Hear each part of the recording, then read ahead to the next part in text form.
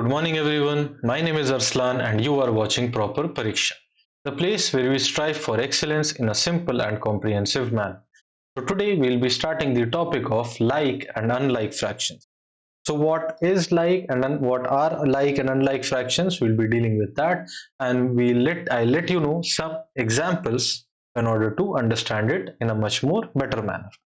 So like fractions, as the name suggests, that they have the same denominators. The name suggests like fractions because they have the same denominators. Like fractions, equivalent fractions, simplest form are somewhat related to each other. Unlike fractions, as the name suggests, are when the denominators are different or not like each other. So, if you say that this particular fraction, like 2 upon 3 and 4 upon 5, are they like fractions or an unlike fractions? They are unlike fractions because 3 is not equal to 5. They are not the same fraction. Okay, so when you have the same denominator and when you have a different denominator, what difference does it make? It makes a lot of difference.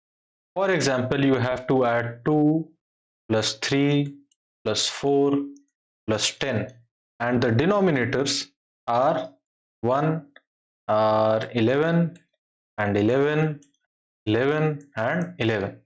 So you will just write a big 11 in between in the bottom, and you will just add the numerators, that is 2 plus 3 plus 4 plus 10, and this will give you the answer in seconds. Like 2 plus 3 5, 5 plus 4 9, and 10 is equal to 19. It will be 19 upon 11, or what you can say, it will be 1 9 minus 1 8 upon 11. This will be the answer. If it had been different, like if the numerator had not been the same, it had been different, then let me show you how do we add or subtract the fraction.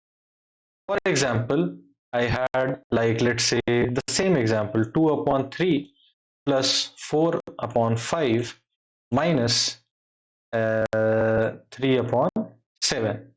Okay, we have these three, and now we'll try to solve it.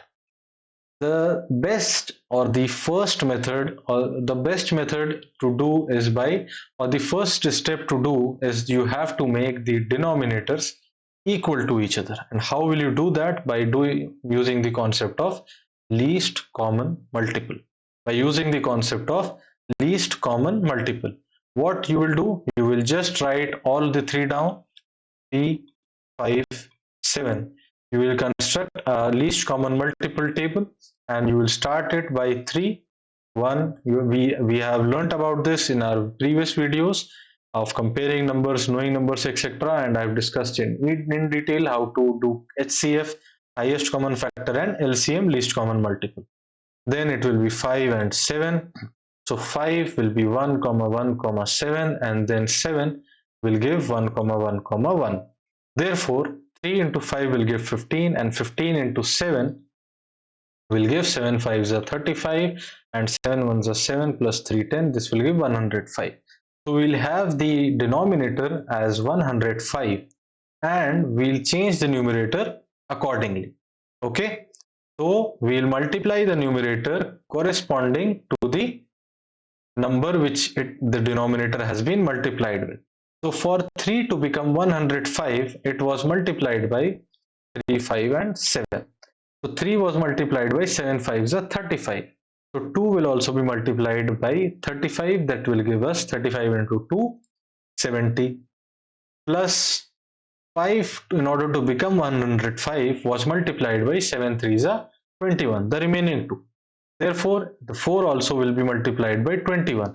So this will give 4 into 21 will give 80, and then 1 times 84. Now coming to the third, 3 upon 7, this was obtained by 7 multiplied by 5 3s are 15, that is 15. So 3 will be multiplied by 15, that will give us 45. Now after you have obtained the denominators equal to each other by using the concept of LCM, you just need to add it or subtract it as it is mentioned. So 70 plus 84 will give you 8 8 7 15, will give you 154, and 154 minus 45 will give you 14 minus 5 will give you 9, and then this will give you 4. So 4 minus 4 0, 109. So this will give you 109 upon 105, or you can write it as 1 4 upon 105. So this is the difference of having like fractions and or unlike fractions in your addition and subtraction. So how do we add them up or subtract them? That has also been shown. And in the next video, we'll be dealing with the next topic, that is comparing fractions. And it will be discussed with much more detail and much more and many more examples. So I hope that you are liking our series, our episodes of class 6 mathematics chapter 7. And in case you find them useful, do share it with your friends and classmates. Hit the subscribe button and like button, and comment in case you have any suggestions. So till the next time we meet, goodbye.